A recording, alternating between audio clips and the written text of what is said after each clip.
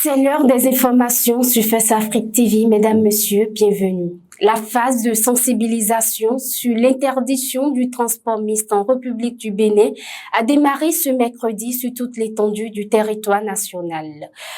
Les équipes de l'Agence nationale des transports terrestres sensibilisent des conducteurs sur les gares routières, les parcs à bus et les parkings gros porteurs. Précisons que le transport mixte ou transport simultané des passagers et des marchandises dans un même véhicule est un mode de transport formellement prohibé en République du Bénin et dans l'espace CEDEAO. Les membres du Conseil économique et social ont tenu une séance de rencontre avec les cadres du ministère de l'économie et des finances hier jeudi au siège de l'institution à Cotonou. Les deux parties ont échangé sur des grandes lignes du projet de la loi de finances gestion 2024.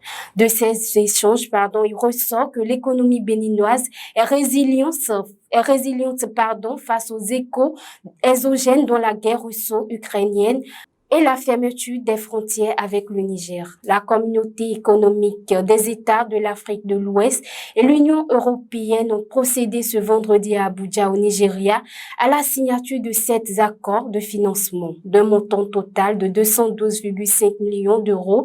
Ces fonds de l'Union européenne vont permettre de financer plusieurs secteurs dont le commerce et l'intégration régionale, l'interconnectivité énergétique, les énergies renouvelables, les systèmes alimentaires et les migrations. La signature de ces accords, faut-il le noter, a été procédée par le président de la commission de la CEDEAO et la commissaire européenne chargée des partenariats internationaux. Au Niger, pour finir, les militaires au pouvoir affirment avoir déjoué dans la nuit de ce jeudi 19 octobre 2023 la tentative d'évasion du président déchu Mohamed Bazoum et de sa famille. Dans un communiqué, la junte a fait savoir que le président renversé le 26 juillet dernier devait rejoindre des hélicoptères pour être infiltré au Nigeria. Mais la prompte réaction des forces de défense et de sécurité a permis de déjouer ce plan de déstabilisation.